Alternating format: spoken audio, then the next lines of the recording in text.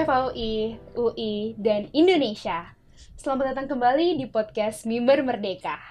Podcast ini akan menjadi wadah bagi kami untuk bisa mempertanyakan dan juga mendiskusikan kembali mengenai seputar isu-isu sosial politik yang sedang menjadi topik perbincangan hangat belakangan ini. Seperti biasa, podcast Mimbar Merdeka akan membawa diskusi hangat bersama dengan para tokoh berpengalaman yang telah memahami topik secara lebih mendalam. Diskusi pada episode kali ini akan membawakan tema Sesak di balik jeruji, apakah bentuk kegagalan hukum? Berdasarkan tema tersebut, kita akan membahas lebih lanjut mengenai permasalahan overkapasitas di lembaga permasyarakatan atau lapas dan juga rumah tahanan atau rutan, dampaknya, serta solusi alternatif apa yang dapat mengatasi permasalahan tersebut. Pada episode kali ini, podcast akan dimoderatori oleh saya, Faikah Nuriza Hriandika, salah satu staf dari Departemen Pengabdian Masyarakat BEM FAUI 2025. Untuk episode kedua podcast Mimbar Merdeka ini, saya ditemani oleh para pembicara-pembicara hebat yang telah hadir di ruangan. Saya ucapkan selamat datang kepada Abang Aristo dan juga Abang Marbun. Mungkin saya izin mempertanyakan kabarnya gimana nih Bang, untuk Bang Aristo dan juga Bang Marbun, apakah sehat? Baik, Mbak. Baik, alhamdulillah. Terima kasih sudah diundang. Baik, alhamdulillah ya Bang Aristo dan juga Bang Marbun. Oke, suatu kehormatan akhirnya kita bisa berdiskusi secara langsung dengan Bang Marbun dan juga Bang Aristo, dan mungkin kami ingin mengucapkan terima kasih karena telah menyempatkan waktunya untuk bisa hadir dan menjadi pembicara pada podcast hari ini. Sebelum masuk ke dalam inti acara, izinkan saya untuk bisa memperkenalkan sedikit mengenai pembicara-pembicara hebat yang datang pada podcast kita hari ini. Pembicara pertama kita adalah Abang Aristo MA Pangaribuan, SHLLM PhD, yang merupakan salah seorang asisten profesor di Fakultas Hukum Universitas Indonesia dan juga seorang pengacara. Beliau mendapatkan gelar sarjananya di Fakultas Hukum Universitas Indonesia dan mendapatkan gelar magisternya di Utrecht University di Belanda. Selain itu, beliau juga telah menyelesaikan studi S3 hukumnya dan mendapatkan gelar PhD di University Washington, Seattle. Penelitian beliau berfokus pada peradilan pidana, khususnya pada sisi politiknya. Sedangkan untuk pembicara kedua kami yakni Bang Andreas Nathaniel Marbun SHLLM atau yang akrab disapa dengan Abang Marbun, merupakan salah seorang dosen hukum pidana di Fakultas Hukum Universitas Indonesia. Abang Marbun dahulu sempat mengenyam pendidikan S1-nya di Fakultas Hukum Universitas Indonesia dan S2-nya di University New South Wales setelah mendapatkan beasiswa Australian Long Term Award Scholarship pada tahun 2020 silam. Abang Marbun adalah salah seorang sosok yang sangat aktif dalam mempublikasikan tulisannya. Salah satunya adalah mengenai analisis peluang penerapan prinsip keadilan restoratif pada Undang-Undang Nomor 1 Tahun 2023 tentang KUHP yang kemudian dipublikasikan di website Kementerian Hukum Republik Indonesia. Demikian CV dari pembicara-pembicara hebat kami hari ini. Baik, setelah membacakan sedikit perkenalan dari pembicara kita hari ini, mungkin kita bisa langsung memasuki ke dalam sesi diskusi pada siang hari ini ya, mungkin Bang Marbun dan juga Bang Aristo. Oke, baik. Izinkan saya untuk memulai dari pandangan Abang Aristo dan juga Bang Marbun mengenai kondisi nyata lapas dan juga rutan di Indonesia saat ini. Mungkin dari Abang Aristo bisa memulai. Ya, kalau kondisinya ada beberapa hal ya. Yang pertama, soal prison overcrowding-nya, ya, itu kalau tidak salah sekarang sudah sampai 150-an persen ya. Benar Bang. Narapidana itu sekitar 200 ribuan lah ya, yang tahanan, ya, statusnya tahanan 50 ribu, 60 ribu lah, ya, di bawah 100 ribu. Artinya kapasitasnya itu sudah melebihi, itu yang disebutkan prison overcrowding. Benar. Itu yang pertama ya. Yang kedua, persoalan prison overcrowding itu menimbulkan persoalan yang multifaset. Misalnya apa? Sehingga karena tahanannya tidak layak, tahanan yang layak itu kemudian rentan untuk dijual, ya, dieksploitasi, kemudian dijadikan aset ya, yang kemudian dimonetisasi. Jadi itulah persoalan-persoalan tentang kondisi lapas ini. Nah, faktor-faktornya kenapa bisa begitu ya nanti kita diskusikan. Ada beberapa, dari satu desain hukum materialnya, yang kedua juga desain hukum acaranya. Oke, Bang Aristo, maaf mungkin untuk mic-nya bisa lebih dekat dan mungkin Bang Marbun juga seperti itu. Oke, baik, terima kasih banyak Bang Aristo atas pandangannya mengenai kondisi rutan dan juga lapas di Indonesia saat ini. Mungkin saya izin lempar kepada Bang Marbun, mungkin Bang Marbun bisa menyampaikan pendapatnya atau pandangannya mengenai kondisi rutan dan juga lapas di Indonesia saat ini. Boleh nambahin aja dari Bang Aristo ya. Oke, siap Bang. Ini waktu saya kerja di JRS, pernah penelitian juga tentang disparitas pemidanaan perkara narkotika. Nah, di data kita, ini April 2022 ya at least, kapasitas lapas itu 132-107 orang. Oke. Tapi itu kapasitasnya sebenarnya. Tapi in practice, realitanya itu ternyata 272,328 orang. Ya 272.328 orang lah. Berarti lebih dari 100% over kapasitasnya. Oke. Jadi over kapasitas itu udah melebihi 2 kali lipat. Oke. Jadi yang dibilang Bang Aristo tuh betul. Persoalannya kenapa? Ya tadi Bang Aristo bilang ya, kita bisa diskusikan lebih lanjut. Tapi kalau saya sih menerka, ini gara-gara ada 2 paling nggak. 1, penanganan perkara narkotika. Dan kedua, kebijakan hukum pidana di Indonesia yang kita masih terlalu punitif, naruh angka di pasal, dan juga memutus juga masih terlalu harsh dalam kutip, harsh on crime. Kurang lebih itu 2 faktor paling berpengaruh. Tapi harsh on crime juga itu berdampak dari masyarakat ya. Masyarakat Indonesia memang kalau disorot TV gitu pengennya menghukum orang berat-berat gitu. Nah, kayak gitu. Jadi 2 itu sih. Oke, baik Bang. Terima kasih banyak atas pandangan-pandangan awalnya mengenai kondisi rutan dan juga lapas di Indonesia saat ini. Mungkin memang kalau dari kami selaku salah satu staf dari Departemen Pengabdian Masyarakat memang mendapatinya data dari Kementerian Hukum dan juga Hak Asasi Manusia Republik Indonesia memang menyatakan bahwa saat ini lapas dan rutan itu mengalami overkapasitas yang lumayan parah atau bahkan mungkin bisa dikatakan sangat parah. Tapi mungkin dari Abang Aristo dan juga Abang Marbun bisa menyampaikan sedikit banyak penyebab utama dari kejadian ini, atau mungkin ini cuman perkara atau murni mengenai persoalan kuantitas narapidana, atau mungkin justru permasalahan dari sistemik dalam penegakan hukum kita. Pertanyaannya adalah penyebabnya ya tadi. Benar Bang, penyebab utama. Nah, tadi yang dibilang oleh Marbun ini ya betul juga, narkotika, karena 50% lebih itu persoalan narkotika. Itu kalau kita bicara soal jenis tindak pidananya. Tapi saya mau lihat dari landscape yang lebih besar dulu ya. Pertama, tentu tindak pidananya apa? Ya, jenis tindak pidananya. Misalnya narkotika itu kan penyumbang terbesar. Nah, kenapa narkotika penyumbang terbesar? Karena desain undang-undangnya itu, ya, desain undang-undangnya itu memungkinkan begitu mudahnya untuk memasukkan orang ke penjara. Baik pengguna narkoba, ya, utamanya pengguna narkoba, pasal 127 itu. Pasalnya tuh kalau lihat menyimpan, memiliki, ya banyak sekali ya. Jaringnya banyak, menguasai, menyediakan, ya. Nah, ini menjadi pasal yang bisa diinterpretasi ke kiri dan ke kanan, sehingga aparatur menggunakan ini enak sekali, ya. Karena besar sekali, ya, basketnya itu besar sekali. Nah, misalnya salah satu contoh yang paling kronis adalah kalau orang mau rehabilitasi aja, umumnya ya, dia harus melalui putusan pidana dulu. Jadi seolah-olah rehabilitasi itu pemidanaan. Putusannya putusan hakim pemidanaan. Karena kalau misalnya narkotika itu kan di penyidikan misalnya ada tim asesmen terpadu ya, atau TAT. Nah, TAT-nya itu ternyata nggak aktif juga, hanya beberapa orang. Seringkali yang mempunyai akses kapital yang bisa mengakses TAT itu. Jadi itu yang membuat begitu gampang orang masuk ke penjara. Itu tadi dari jenis tindak pidananya. Yang kedua, saya mau bicara dari hukum acaranya. Saya selalu menyoroti ini soal sistem pembuktian. Ya, soal sistem pembuktian di Indonesia ini gampang sekali merampas kemerdekaan orang, aparaturnya. Kenapa saya bilang gampang sekali? Nyawanya apa sih di sistem pembuktian? Sistem pembuktian itu kan sederhananya seberapa gampang atau seberapa sulit kamu merampas kemerdekaan orang.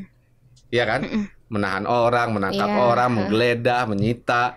Nah, sistem pembuktian kita itu rendah. Kenapa rendah? Pertama, ya, untuk menetapkan tersangka dulu deh. Ya, untuk menetapkan tersangka itu syaratnya fokusnya kepada kuantitas, empasisnya. Dua alat bukti aja. Oh iya. Kalau 2 alat bukti itu artinya itu mathematical exercise. Jadi misalnya apa? Saya punya saksi 1, saya tambah ahli 1, itu udah 2. Oh iya. Itu sederhana sekali. Nah, ini kontras. Saya juga melakukan penelitian ya tentang sistem pembuktian itu, threshold namanya ya. Yang memakai kata angka itu, yang memakai standar angka itu saya belum temukan. Cuma kita lah. Ya, cuman di Indonesia saya belum temukan. Padahal kita sebenarnya copy paste dari KUHP Belanda. Iya. KUHP Belanda tuh nggak ada angkanya, cuma kita ditambahin 2 alat bukti. Nanti kalau ada kesempatan saya jelaskan dari mana tuh angka 2. Tapi yang saya mau katakan, kalau ini 2, berarti standarnya angka itu mathematical exercise, 1 tambah 1 sama 2, gampang. Itu memungkinkan orang bias dan yang namanya tunnel vision. Jadi cocok logi lah. Kesimpulannya udah ada, tinggal dicari buktinya. Karena logika kuantitatif tadi. Ya, logikanya jadi sangat memungkinkan orang untuk bias. Nah, kontras dengan negara-negara lain misalnya, gak usah jauh-jauh lah, Singapura, Malaysia ya, atau Belanda yang kita contek KUHP-nya, itu dia kualitatif. Apa maksudnya kualitatif? Kualitatif itu artinya standarnya angka. Kalau Mbak pernah dengar misalnya beyond reasonable doubt, probable suspicion, probable cause, reasonable suspicion, itu kan standarnya huruf. Apa maksudnya standarnya huruf? Artinya orang yang mau melakukan penangkapan penahanan harus menjelaskan secara kualitatif, artinya secara huruf, secara argumentasi, kenapa dia harus menjelaskan itu. Kenapa dia harus, kenapa saya ulang, kenapa dia harus melakukan upaya paksa itu. Dia harus jelaskan secara detail. Itulah yang menjadikan misalnya di Singapura atau di Amerika terlalu jauh lah ya, di Inggris terlalu jauh juga. Jadi itu sangat argumentatif. Kalau kita membaca soal justifikasi kenapa orang harus ditahan tuh kayak membaca academic paper. Ya, kalau di sini kan enggak. Alat bukti pertama apa, alat bukti kedua apa. Nah, itu persoalan kuantitatif dan kualitatif. Memang betul kalau kualitatif ini susah untuk disatisfy, difulfill. SDM-nya harus pinter betul. Karena kualitatif dan yang menguji itu adalah institusi yang mensupervisi itu, yaitu pengadilan. Nah, ini kan nggak terjadi. Nah, karena begitu gampangnya ya, 2 alat bukti ditambah kalau memidanakan 184 KUHP sama juga 2 alat bukti. Jadi sebenarnya kalau orang sudah disidik tersangka, secara hampir pasti syarat formal minimumnya udah terpenuhi untuk dia menjadi terpidana. Tinggal kurang satu yang namanya keyakinan hakim. Keyakinan hakim itu kan diskresi. Diskresi itu kan artinya mau gua, pandangan subjektif gue. Nah, jadi kombinasi 2 faktor ini, yang pertama soal jenis tindak pidananya, ya narkotika, yang undang-undangnya juga memberikan ruang segampang itu untuk memenjarakan orang. Yang kedua, sistem pembuktiannya, hukum acaranya, yang sederhana sekali, yang empasisnya terhadap angka 2. Oke, siap. Kalau dari Abang Marbun, sekiranya ada yang ingin ditambahkan kah mengenai alasan utama dari adanya penyebab overkapasitas di lapas dan rutan di Indonesia? Kalau penyebab tadi ya, bocoran saya di awal udah 2 ya. 1 narkotika, 1 lagi apa tadi terkait. Tapi yang paling penting penanganan perkara narkotika lah, paling penting. Itu yang paling penting. Kenapa? Karena kalau lagi-lagi kalau kita buka datanya ya, tadi dari 272.000 orang yang ditahan tadi, yang dipenjara tadi, 49%-nya itu perkara narkotika. Oke? Dari 49% perkara narkotika, itu 26%-nya saja yang pengedar, drug traffickers. Kita nyebutnya, menyederhanakannya pengedar gitu. Tapi 74%-nya itu drug abusers, penyalahguna lah gitu, atau pengguna narkotika, tapi simply yang tadi Bang Aristo bilang, dia menggunakan misalnya nih, saya misalnya pengguna, tapi saya belum menggunakan, masih di kantong, misalnya, belum saya pakai. Itu saya bisa kena pasal memiliki instead of pasal penyalahguna misalnya gitu. Nah, yang kayak gitu-gitu tuh, itu kan tadi Bang Aristo udah sempat bilang ya, itu karena hukumnya secara substansial itu terlalu karet gitu. Jadi itu sih yang paling kalau ngomongin penyebabnya. Oke, siap Bang Aristo dan juga Bang Marbun. Mungkin setelah itu apabila kita melihat dari sisi sosial dan juga kemanusiaannya, tentunya overkapasitas ini akan memberikan dampak kemana-mana ya tentunya. Nah, menurut Bang Aristo dan juga Bang Marbun, dampak apa saja yang bisa dirasakan baik oleh narapidana maupun mungkin aparat permasyarakatannya itu sendiri akibat dari terjadinya sesaknya lapas dan juga rutan di Indonesia? Mungkin dari Bang Aristo dipersilakan. Kalau dampak aparatnya saya nggak tahu ya, tapi dampak narapidananya karena saya juga seorang advokat, jadi saya juga merasakan lah, ini pengalaman pribadi. Pertama, kalau misalnya klien Anda ditahan atau misalnya sudah putusan pemidanaan gitu ya, dipidana, dikirim misalnya ke LP, itu Anda harus nego dulu. Ya, itu udah umum lah ya, semua orang juga udah tahu. Jadi cari kamarnya. Kalau kamarnya mau sendiri udah susah. Ya berdua lebih bagus, dan jangan milih-milih napinya, nggak mau napi misalnya, pengennya napinya white collar crime. Jadi supaya merasa aman, merasa terjaga. Nah itu kan misalnya kadang-kadang mau pakai handphone, itu juga ada tarifnya. Kemudian ya itu udah terbuka lah, ya itu udah rahasia umum lah ya. Udah terbuka, dan misalnya kita lihat di Sukamiskin razia berapa kali kan. Jadi itu persoalannya. Yang saya mau katakan adalah karena problem tadi ya, narapidana atau tahanan dia untuk mau mengexercise basic rights-nya dia aja, dia harus bayar kadang-kadang. Nah inilah yang membuat utamanya advokat itu mengalami ethical dilemma. Ya orang kadang-kadang, makanya ya saya katakan akademisi yang nggak memijak tanah kadang-kadang bilang fiat justisia ruat caelum lah, integritas. Tapi lihatlah ke lapangan kalau kita sudah menjadi advokat. Ya kenapa? Karena ya coba kalau Anda dihadapkan di situasi itu, ya Anda memperjuangkan klien Anda, ya ethical dilemma, Anda mau bayar. Kalau mau bayar juga hatinya nggak enak. Tapi padahal ini basic rights kan. Ya, apakah itu bisa dibilang menyuap? Ya itu kita bisa berdebat menyuap atau tidak menyuap. Kalau kita nggak mau beli apa-apa, kita hanya mau hak kita diberikan. Gitu. Tapi karena persoalan-persoalan tadi, prison overcrowding, ya itu membuat hak itu tidak bisa dipenuhi. Nah, saya tulisan-tulisan itu saya juga udah menulis ya. Kalau mau lihat ada tulisan saya tentang curhat saya tentang bagaimana rasanya menjadi advokat pidana di jurnal Australia ya, Australian Journal of Asian Law. Saya juga tulis. Dan kalau boleh saya promosi buku kebetulan boleh, ya. Tentunya. Saya juga baru launching buku. Saya juga tulis di sini. Ya, dekonstruksi, mana kameranya? Hukum acara pidana. Ya, itu yang saya ngomong, saya tulis di sini. Siap Bang. Ya, mungkin nanti dari teman-teman dari kita juga akan coba membaca. Tantangan ya, klien jadi terdakwa, tersangka, dari mulai rutan, dari mulai milih penjaranya, itu persoalan. Itu persoalan. Jadi ya begitulah realita. Ya realita litigasi. Kalau mau lihat bagaimana hukum kita bekerja, ya kita harus beracara. Itu yang saya selalu bilang. Supaya kita tahu persoalannya tuh di kenyataannya seperti apa. Kenyataannya seperti apa. Gitu. Thank you Bang Aristo. Mungkin kalau dari Bang Marbun, adakah pandangan yang berbeda atau mungkin ada yang ingin ditambahkan dari pandangan Bang Aristo, Bang? Berbeda sih enggak ya, tapi tambahan sedikit dari Bang Aristo. Tadi Bang Aristo udah meng-highlight dengan cukup baik bahwa ada dampak banyak khususnya buat para narapidana atau kliennya dari para advokat. Sebenarnya buat masyarakat juga ini sangat berdampak.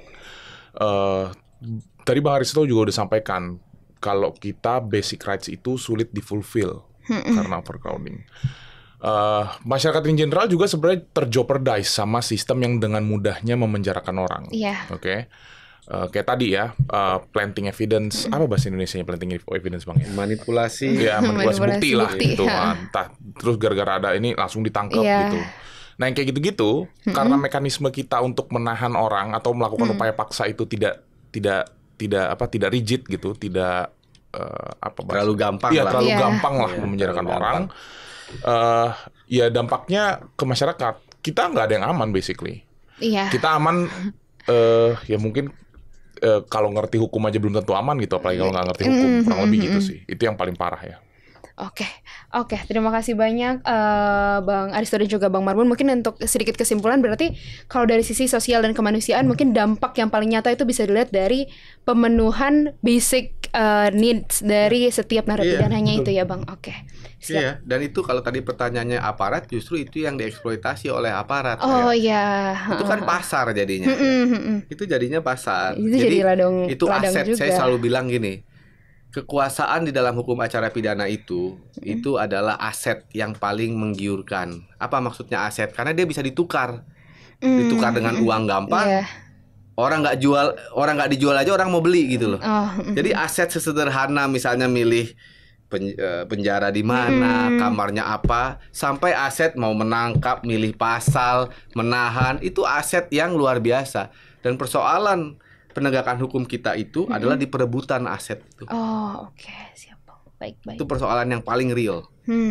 Kalau buat saya yang lain, ya itu hanya kosmetiknya aja lah. Ekses dari itu. Tambahan saja ya, Bang. Ekses ya, orang bicara soal norma-norma itu, menurut saya itu agak detach karena persoalan utamanya adalah kewenangan aset, political asset gitu.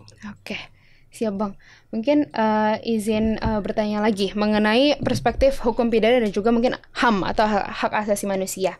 Sebenarnya bagaimana kita dalam menilai kondisi overkapasitas ini? Apakah sebenarnya overkapasitas ini bisa dikategorikan sebagai bentuk kegagalan hukum atau mungkin ada dimensi lain yang seharusnya kita bisa perhatikan gitu?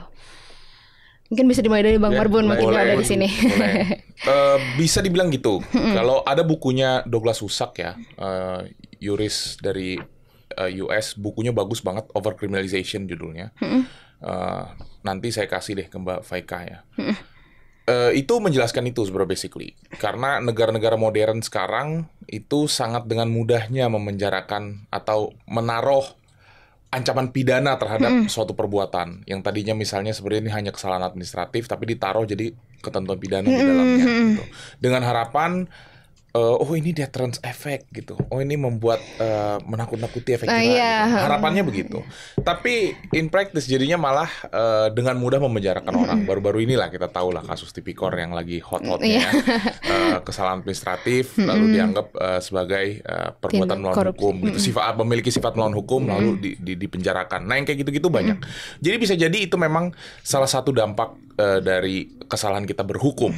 Kita belum mampu berhukum dengan baik. Tapi itu satu hal. Tapi lagi-lagi saya juga sepakat sama Bang Aristo. Bisa jadi memang isunya bukan di hukumnya itu sendiri, tapi di isu tentang excessive authority yang dimiliki oleh penegak hukum. Ingat ya rumus korupsi ya, Robert Klitgard, monopoli kewenangan gitu ya, monopoli ditambah diskresi dikurang akuntabilitas itu sama dengan korupsi. Oke. Semua rumus ini bisa apply untuk semua konsep. Monopoli tambah diskresi dikurangi akuntabilitas itu pasti perilaku koruptif. Sebut aja semua perbuatan korupsi, mulai dari hal kita polisi nilang di jalan misalnya, sampai mainan kuota impor gitu. Itu rumusnya tuh bahwa dia monopoli kewenangan, dia punya diskresi misalnya untuk tilang misalnya, untuk menilang atau tidak menilang mobil misalnya, dikurangi akuntabilitas. Kita kalau ditilang nggak ada body cam-nya, kita nggak tahu dia nyetop nggak ada kameranya gitu. Itu pasti jadi akan banyak korupsi, akan banyak perilaku koruptif. Jadi itu rumusnya. Karena itu setiap upaya untuk mengurangi korupsi, perilaku koruptif, nah itu harusnya fokusnya ke tadi mengurangi monopoli, mengurangi diskresi, menambah akuntabilitas. Rumusnya kan sesederhana itu. Nah, itulah jawaban dari permasalahan kewenangan tadi. Nah, tapi apakah kita punya willingness untuk itu? Nah, itu pertanyaan lain. Gitu sih. Ya. Baik, terima kasih Bang Marbun. Mungkin bisa ditambah nih dari Bang Aristo sekiranya mungkin untuk perspektif hukum dan HAM-nya bagaimana nih Bang Aristo? Ya jelas kalau presiden overcrowding ya nggak ada pemenuhan hak asasi lah. Kita terlalu jauh lah ngomongin hak asasi ya. Nah makanya saya tulis juga ya. Mohon maaf nih kalau saya ucap lagi ya. Jadi saya tulis juga. Ini saya juga ada pernah menulis ya di salah satu jurnal tentang bagaimana di perdebatan tentang hak asasi manusia ketika drafting KUHP. Memang kita tidak mau accept hak asasi manusia itu secara full karena hak asasi manusia itu dikatakan itu adalah nilai-nilai asing liberalisme. Jadi kita nggak mau embrace itu semua. Tuh, jadi itu hanya nomor 2, nomor 3. Terlalu jauh lah kalau buat saya kita ngomongin hak asasi manusia terlalu jauh, ya. Belum nyampe. Tapi kalau dari Bang Aristo sendiri bagaimana Bang? Apakah sepakat apabila ada yang mengatakan kalau memang overcrowding ini itu bisa menjadi suatu pertanda dari terjadinya kegagalan hukum di Indonesia? Ya udah pasti. Ya udah pasti kegagalan hukum, tapi tujuan hukumnya apa dulu sebenarnya. Kalau desain hukumnya itu kan justru misalnya undang-undang narkotika itu dibuat 111, 127 dan kata-kata yang karet itu bukan karena stupidity. Justru itu by design untuk memberikan fleksibilitas tinggi kepada aparatur. Jadi dia bisa memilih. Dia nggak mau di-restrict. Iya, supaya tadi yang Marbun bilang diskresinya yang besar. Justru itu asetnya itu terus diperbesar. Jadi itu bukan stupidity, sama sekali bukan stupidity. Justru itu ada by design, ada operating system di belakangnya. Itu yang saya selalu bilang, operating systemnya itu lebih kepada yang namanya otoritarianisme. Ya, saya selalu katakan itu. Jadi ketika operating systemnya itu kita ngomong HAM tuh ya nggak nyampe lah, nanti dulu gitu loh. Kita bedah dulu persoalannya apa. Gitu. Baik Bang.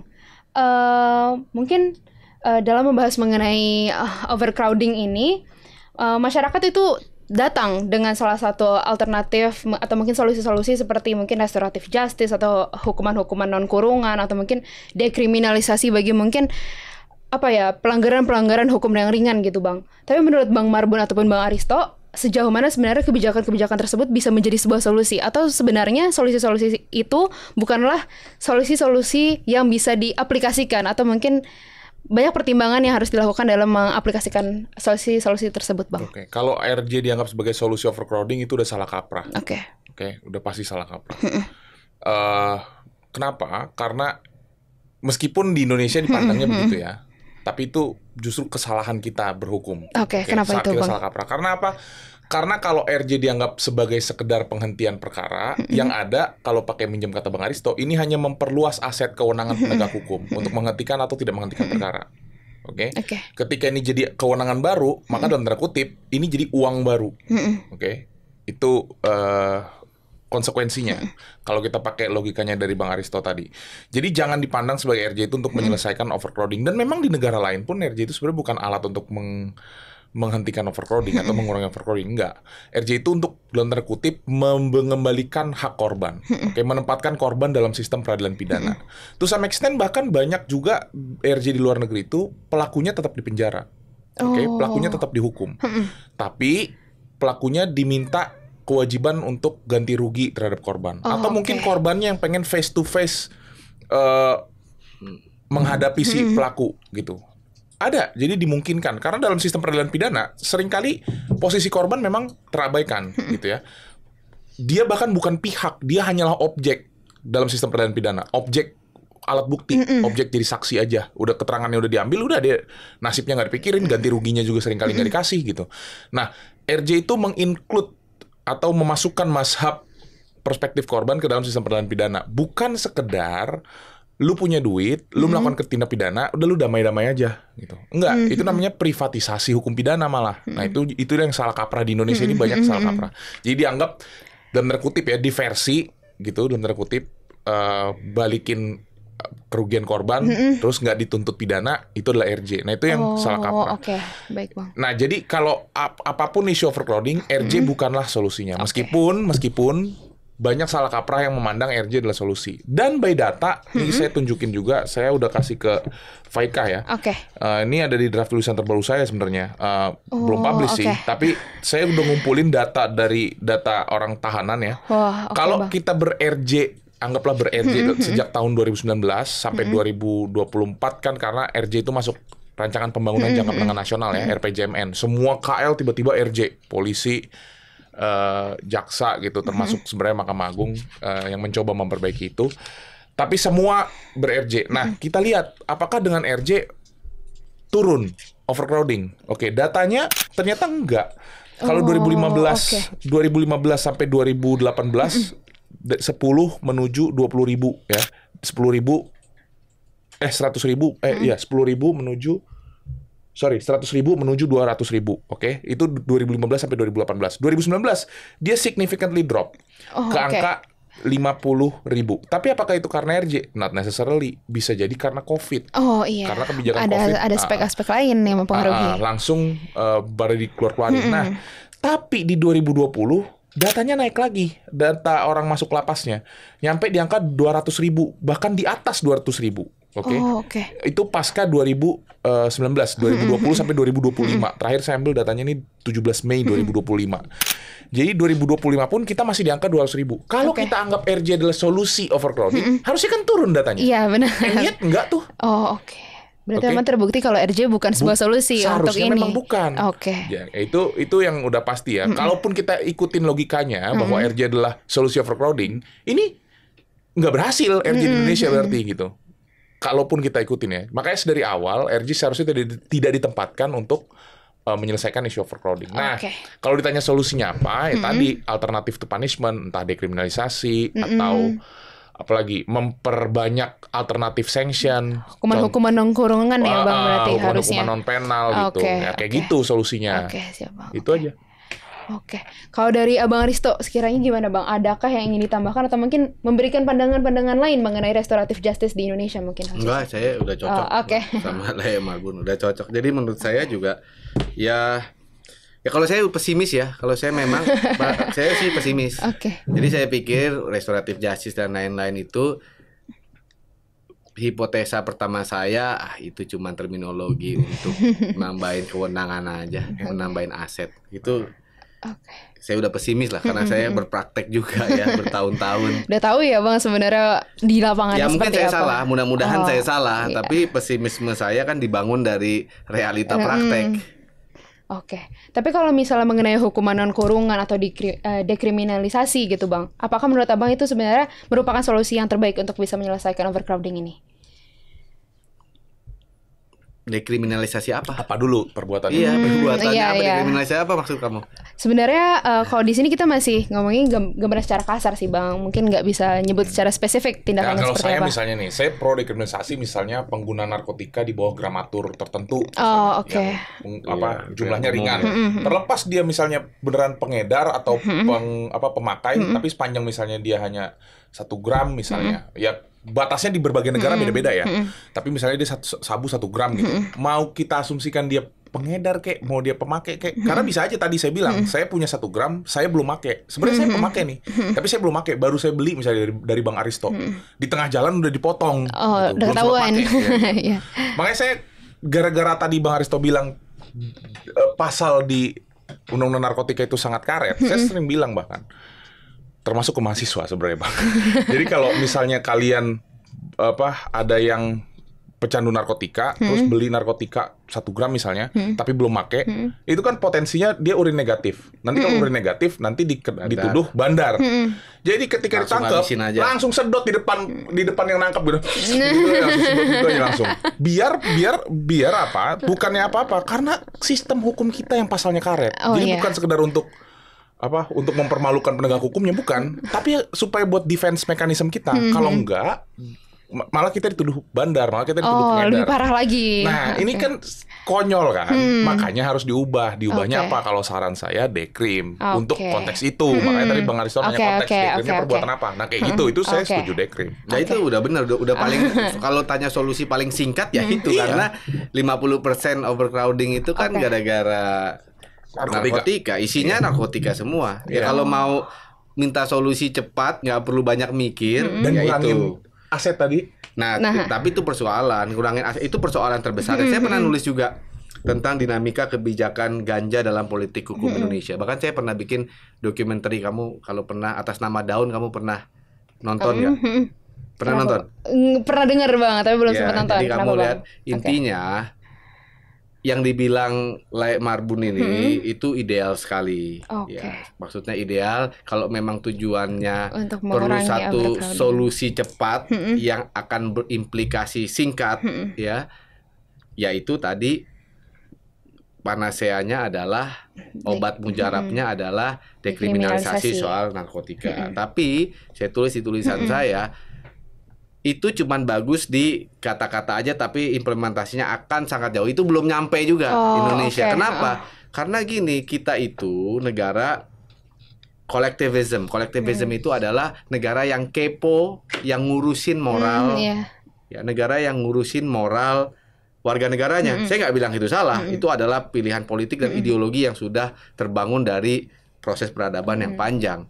Nah, makanya ya kalau kita lihat sejarahnya, kalau orang pakai narkoba, orang pakai ganja itu stigma moralnya itu sudah sangat negatif. Itu udah terbangun sekali.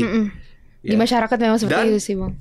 Di ideologi kolektivisme ya, di ideologi namanya Asian collectivism. Kalau kamu mau tahu ya, kalau kamu mau Google, Asian collectivism tuh kayak Singapura juga begitu, ya Cina juga begitu. Jadi negara ini ngurusin moral orang. Jadi kalau lo bejat, ya gua harus do something, gitu ya. Nah, makanya kenapa kayak kita harsh terhadap narkoba, kita harsh terhadap ganja. Jadi kita nggak bisa bilang oh di Thailand begitu, di Amerika begitu, karena ideologinya jauh berbeda. Nah, artinya yang disebutkan Layak Marbun itu ideal, tapi implementasinya wah masih sangat jauh lah. Ya, sampai saya meninggal, sampai saya punya cucu mungkin belum tentu kejadian. Itu yang saya tulis. Ya, prediksi saya. Itu. Berarti memang sebenarnya permasalahan overcrowding ini kalau ingin diselesaikan secara secepat mungkin emang agak susah ya, Bang, ada indikasinya, misalnya di MK soal uji materi tentang ganja medis itu. Komentar MK dalam pertimbangannya kira-kira gini. Ya udahlah, kan itu untuk mengobati ini ya, epilepsi ya. Ya, kejang-kejang terhadap epilepsi. Dia bilang, lu kayak nggak ada obat lain aja, carilah obat lain, nggak usah yang kontroversial. Gitulah kira-kira. Gitu kira-kira. Jadi belum siap memang, peradabannya juga belum siap. Jadi hukum itu kan mengikuti peradaban.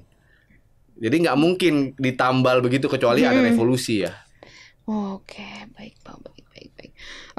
Mungkin kalau kita lanjut membahas mengenai banyak pihak dari organisasi masyarakat, akademisi, praktisi hukum yang lain mungkin yang mendorong adanya reformasi sistem peradilan pidana secara menyeluruh agar tidak hanya mengandalkan pemidanaan sebagai bentuk penyelesaian hukum. Kalau dari Bang Aristo sama Bang Marbun, sekiranya apakah memiliki pendapat yang sama dengan statement-statement ini atau mungkin ada kontradiksi? Reformasi kan lagi ongoing kan. KUHP kan udah bentar lagi berlaku, di situ sudah ada alternatif pemidanaan kan, ada denda-dendanya. Cuman concern saya betul bahwa ada alternatif pemidanaan, cuman pasalnya jadi lebih banyak daripada pasal KUHP yang lama. Karena ada tindak pidana yang muncul kayak penyebaran Marxisme, Leninisme. Yang kedua RUU KUHP ya nanti kita lihat juga. Tapi kalau saya sih pesimis ya. Ya saya sih pesimis. Bang. Nggak tahu kalau Layak Marbun mungkin. Dari Bang Marbun gimana nih Bang kira-kira pendapatnya? Sama sebenarnya siapa yang enggak, cuman kan kita harus menjaga harapan aja. Karena that's the only thing that we have currently ya. Jadi yang bisa dilakuin dong cuma menjaga harapan sih Bang. Meskipun ada yang menjaga harapan, ada yang pesimis. Ada yang kasih tahu bahan pesimisnya. Betul. Lo yang jagain deh, gue yang pesimis. Jadi itu isunya tadi Bang Aristo ya.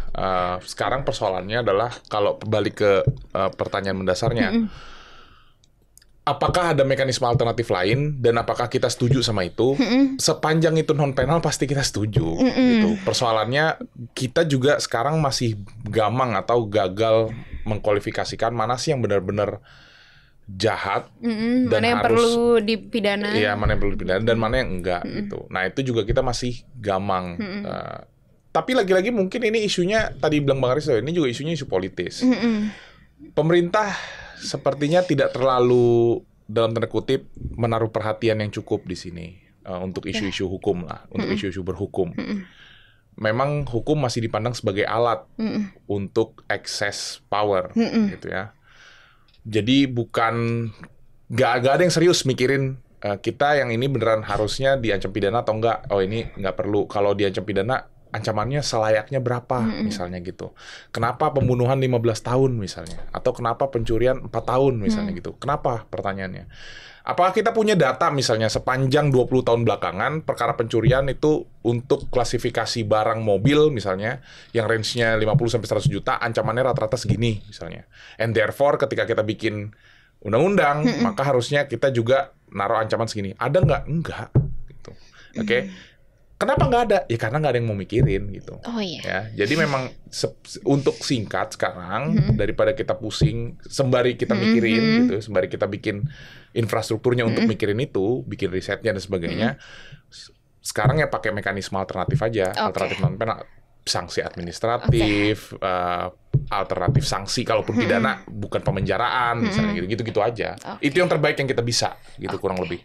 Oke, baik Bang Marbun dan Bang Aristo. Mungkin kalau untuk sesi diskusi ini, mungkin memang secara gamblangnya kalau untuk diterapkan dalam waktu dekat memang agak sulit nih Abang.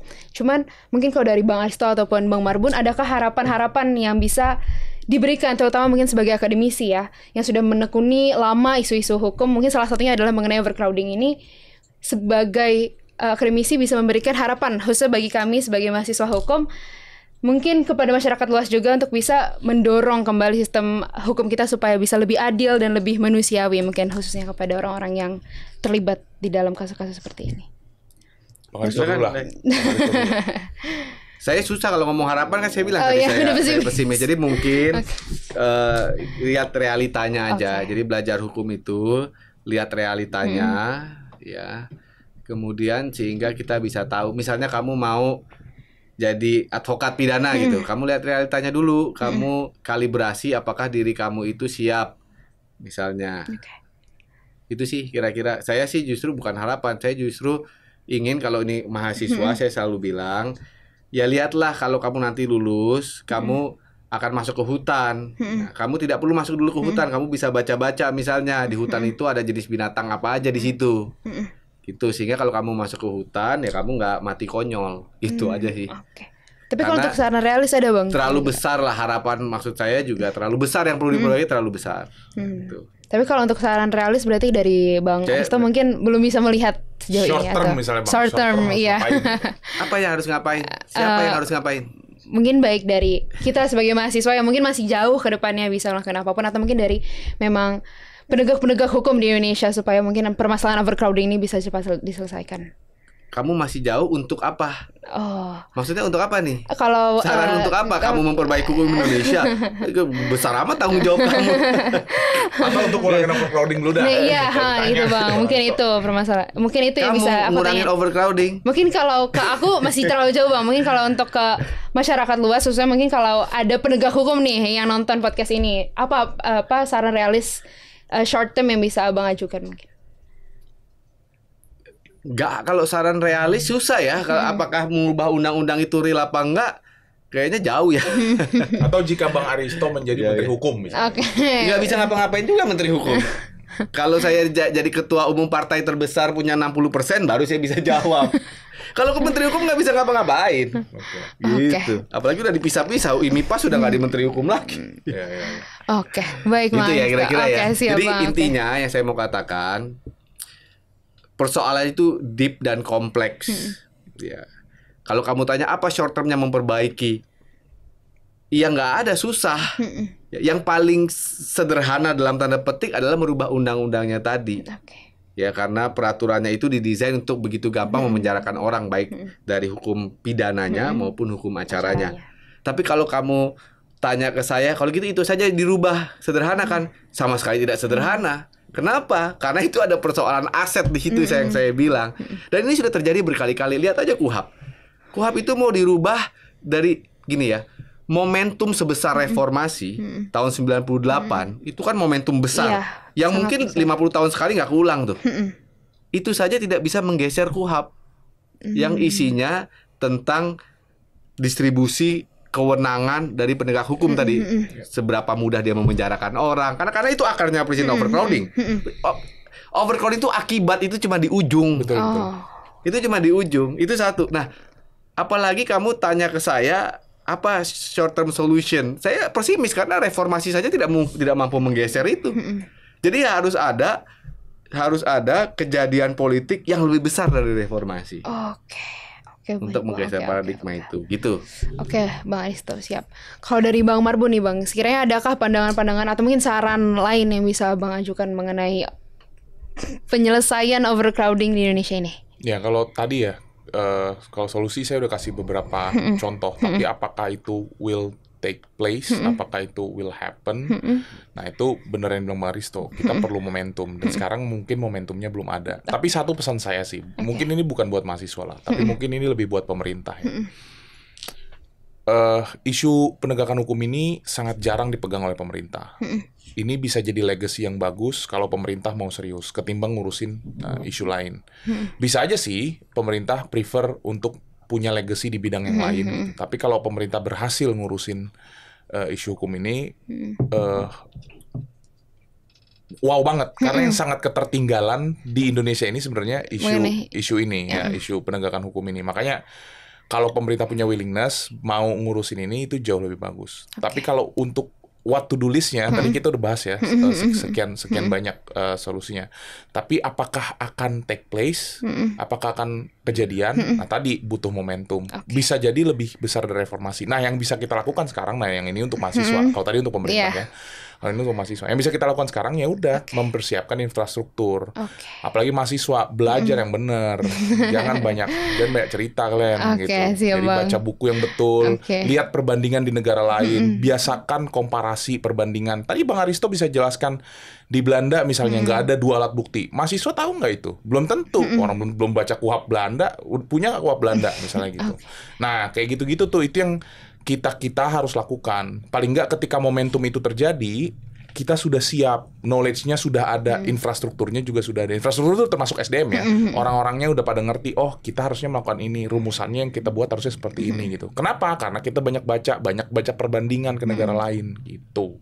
Jadi itu yang bisa kalian lakukan sekarang. Kalau ngomongin ke mahasiswa. Gitu. Kalau ke pemerintah tadi ya, perubahannya apa-apa aja yang harus dilakukan itu udah banyak. Oke, itu aja. Oke, siap. Terima kasih banyak Bang Marbun dan juga Bang Aristo atas jawaban dan juga diskusi yang cukup yang sangat hangat bahkan di pagi hari ini. Nah, mungkin setelah kita berdiskusi tadi, setelah ini akan ada sesi question and answer yang mungkin pertanyaannya juga sempat sudah kami berikan kepada Bang Aristo juga Bang Marbun melalui story Instagram BEM FHUI 2025.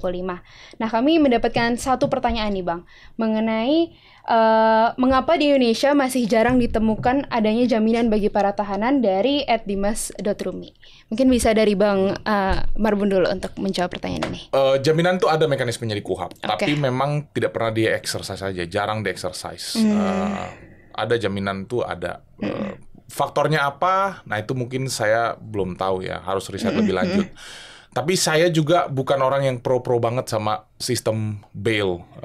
Ini kan sistem bail ya, jaminan itu kan sistem bail. Karena di Amerika misalnya, mungkin Bang Aristo bisa lebih cerita banyak ya, karena sekolahnya di Amerika.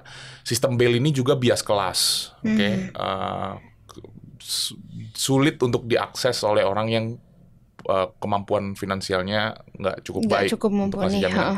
Tapi kalau mekanisme ini ada, masyarakat kapitalistik, tapi dia open terhadap itu. Nah itu resikonya. Nah kalau saya lebih ke stance-nya, justru yang harusnya kita persulit adalah penegak hukum nahan orang. Harusnya makanya kita perlu di KUHP ini sekarang nih yang lagi disusun, kita tuh perlu hakim pemeriksa pendahuluan gitu. Kalau polisi mau nangkep harus izin pengadilan dulu misalnya gitu. Di luar negeri kan begitu gitu. Itu sesuatu yang biasa ketika penegak hukum mau nangkap orang, polisinya ngasih tahu jaksa, jaksanya pergi ke hakim minta tanda tangan gitu. Di kita tanda tangannya cukup atasan polisinya aja gitu. Jadi memang sangat mudah ya Bang sebenarnya. Nah, itu ya kalau saya lebih pro ke sana. Tapi pun kita mau bikin mekanisme jaminan, menurut saya itu lebih baik ketimbang tidak ada jalur sama sekali untuk tidak bisa untuk mengurangi nahan jumlah orang nahan itu. Kok dari Bang Aristo sendiri gimana Bang untuk mengenai jaminan ada ini? Cuman memang persoalannya begini, jaminan orang kan ada ya, jaminan orang, kemudian jaminan uang itu juga ada. Cuman itu diajukannya kepada atasan penyidik juga. Itu persoalannya. Jadi mekanismenya itu di institusi yang sama, yang sama yang mengeluarkan putusan penahanan, tapi institusi yang sama juga yang memutuskan soal jaminan. Nah inilah aset ini. Makanya yang terjadi under table. Jaminannya ngapain? Saya jaminan resmi. Mendingan saya cincai underground kalau ada finansial. Dan itu ada penelitiannya dari ICJR udah beberapa lama ya tentang transaksi ekonomi di balik proses pra-peradilan ya sebelum pengadilan di penyidikan. Karena itu tadi institusinya. Nggak ada yang namanya hakim di tengah-tengah. Kan fungsinya hakim itu kalau misalnya di Amerika nih bail ya. Itu kan hakimnya tunggal. Dia yang memutuskan orang ini kalau mau bebas ada jaminannya misalnya $50.000, $20.000. Kayak saya nggak setuju sama Le Marbun bilang itu bias kelas. Ya sudah pasti bias kelas. Karena itulah karakteristik masyarakat kapitalistik. Tapi yang paling penting dia open akan itu. Ya, pemodal memiliki akses lebih besar daripada yang lain itu nature. Menurut saya itu state of nature, nggak bisa dihindari. Ya, dan lebih bagus begitu daripada sembunyi-sembunyi. Ya. Dan di sana kalau bail bond itu ada semacam pinjolnya di bail bond, makelarnya. Jadi kalau kamu ke pengadilan Amerika itu banyak calo nawarin kredit. Buat bail. Misalnya kamu punya apa? Kamu punya rumah sini, jaminin gade ke gua. Anak lo masuk penjara ya mau ditebus ya nih jaminin. Ada dia keliling, rapi pakai dasi, pakai jasi. Dan saya pikir itulah masyarakat kapitalistik, dia terbuka dan dia tidak malu akan itu. Ya memang nggak perlu malu juga, yang perlu malu kalau sembunyi-sembunyi. gitu. Oke, terima kasih Bang Marbun dan juga Bang Aristo atas jawaban dari pertanyaan-pertanyaan tersebut.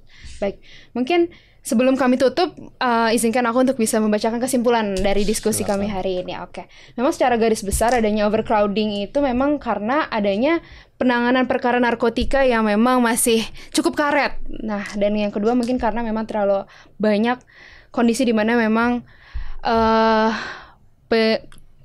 orang-orang yang di atas ini memang harsh on crime gitu. Nah, Indonesia itu memang gampang sekali untuk bisa merampas kemerdekaan orang, seperti menggeledah atau menyita, dan itulah mungkin yang salah satu permasalahan yang harus kita selesaikan di sini. Sistem pembuktian kita juga masih sangat rendah, dan bahkan sistem pembuktian kita juga masih sangat berstandar dari angka.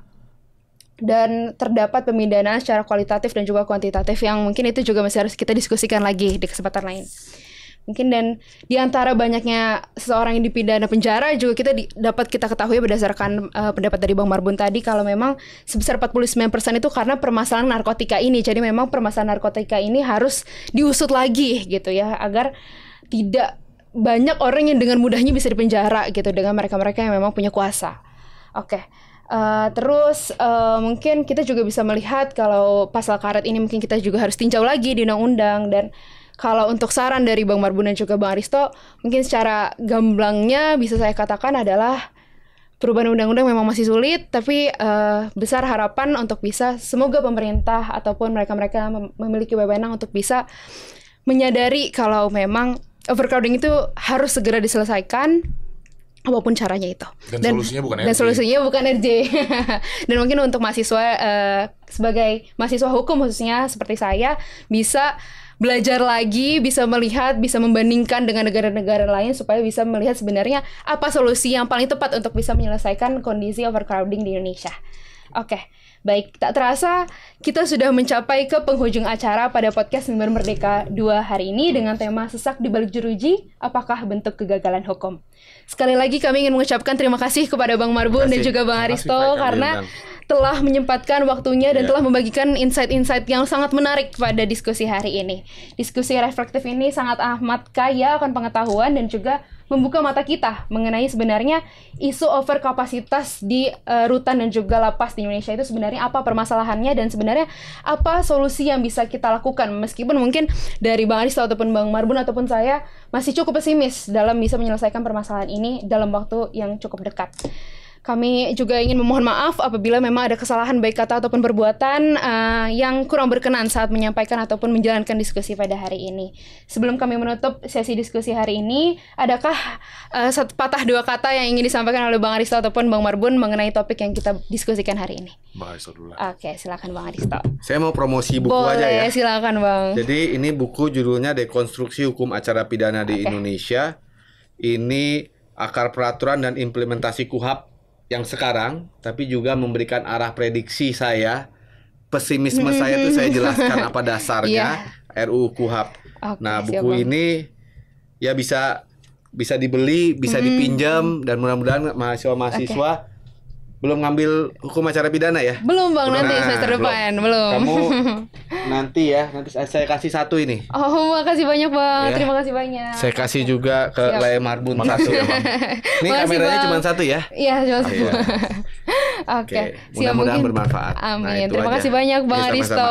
Oke, mungkin untuk Bang Marbun gimana Bang? Kalau saya udah gak ada tambahan, yang penting itu aja ya tadi ya, kalau para mahasiswa belajar